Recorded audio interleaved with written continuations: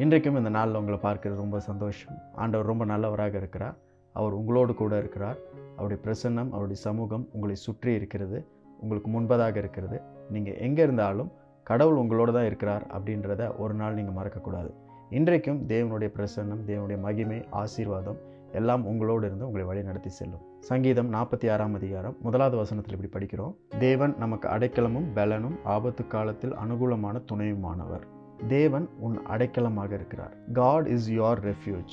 அடைக்கலம் அப்படின்னு சொன்னால் நமக்கு பாதுகாப்பு தருகிற இடம், நமக்கு பாதுகாப்பு தருகிற ஒரு நபர், நமக்கு ஆறுதல் தருகிற ஒரு இடம், நமக்கு ஆறுதல் தருகிற ஒரு நபர் அப்படின்னு அர்த்தம். ஒருவேளை நீங்கள் உங்களுக்கு ஆறுதல் தேவை, பாதுகாப்பு தேவை அப்படின்னு நீங்கள் நினச்சி ஏதோ ஒரு இடத்திற்கு போகணும், யாரோ ஒரு இடத்துல போய் அடைக்கலமாக இருக்கணும்னு நீங்கள் நினச்சிங்கன்னா, அப்படிப்பட்ட ஒரு இடமாக, ஒரு நபராக தேவன் உங்களுக்கு இருக்கிறார். தேவன் உங்கள் மறைவிடமாக இருக்கிறார். நீங்கள் மறைந்து கொள்ளுகிற, நீங்கள் பதுங்கி இருக்கிற ஒரு இடமாக தேவன் இருக்கிறார். நீங்கள் அவரிடத்தில் மறைந்திருக்கும் பொழுது எந்த தீங்கும் உங்களை அணுகாது, எந்த வியாதிகளும் எந்த நோய்களும் உங்களை தாக்காது, எந்த பலவீனமும் உங்களை மேற்கொள்ளாது. ஒருவேளை இப்படிப்பட்ட காரியங்கள் எல்லாவற்றையும் நம்ம எதிர்கொள்ளலாம், ஆனால் அவைகள் ஒன்றும் உங்களை சேதப்படுத்தாது. ஏனால் தேவன் உங்கள் அடைக்கலமாக இருக்கிறார், மறைவிடமாக இருக்கிறார்.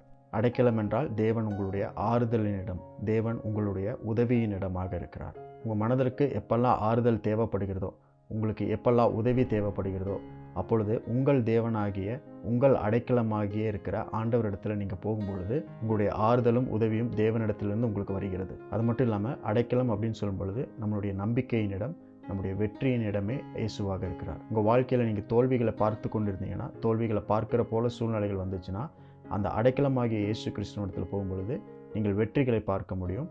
எல்லா துன்பங்களையும் எல்லா தோல்விகளையும் தேவன் வெற்றியாக மாற்றுகிறார். அது மட்டும் இல்லாமல் தேவன் உங்களுடைய நம்பிக்கையாக இருக்கிறார். அடைக்கலம் என்றால் ஒரு நம்பிக்கை தருகிற இடமாக இருக்கிறது. எப்பேற்பட்ட உபத்திரவத்திலிருந்தும் நெருக்கத்திலிருந்தும் புறக்கணிப்பிலிருந்தும் பாதுகாக்கிற நம்பிக்கை தருகிற ஒரு இடம்தான் அடைக்கலம். God is your refuge and that refuge is always available to you.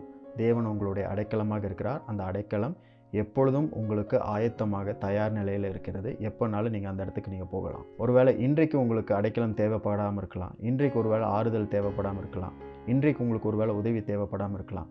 ஆனால் ஒன்று மாத்திரம் நீங்கள் மறக்கக்கூடாது, எப்பெல்லாம் உங்களுக்கு தேவைப்படுகிறதோ அப்பெல்லாம் தேவன் உங்களுக்கு அடைக்கலமாக இருக்கிறார். நீங்கள் தைரியமாக அவரிடத்தில் போக முடியும். இந்த வசனம் சொல்லுகிறது, அவர் ஆபத்து காலத்தில் அனுகூலமான துணையாக இருக்கிறார். அப்படின்னா இஸ் எவர் பிரசன்ட் ஹெல்ப். என்றென்றும் அந்தந்த நேரத்திற்கு தேவையான உதவியாக, துணையாக தேவன் இருக்கிறார். ஒருவேளை இந்த நாளில் உங்கள் வாழ்க்கைக்கு ஏதாவது அடைக்கலம் தேவைப்படுகிறது, ஏதாவது சூழ்நிலையில் பலவீனத்தில் உங்களுக்கு அடைக்கலம் தேவைப்படுது, உங்களுக்கு வெற்றி தேவைப்படுது, ஆறுதல் தேவைப்படுது, நம்பிக்கை தேவைப்படுது அப்படின்னு உங்கள் மனதில் எங்கேயாவது ஒரு மூலையில் ஒரு யோசனை வந்தாலும், தேவன் உன் அடைக்கலமாக, உங்களுக்கு அடைக்கலமாக இருக்கிறார். அவரிடத்தில் போய் நீங்கள் தங்கிக் கொள்ளலாம், மறைந்து கொள்ளலாம். அவரே உங்களுடைய நம்பிக்கையாக இருக்கிறார். இன்றைக்கும் தேவன் உங்களுக்கு அடைக்கலமாக இருந்து உங்களை பாதுகாத்து உங்களை வழி நடத்துவார்.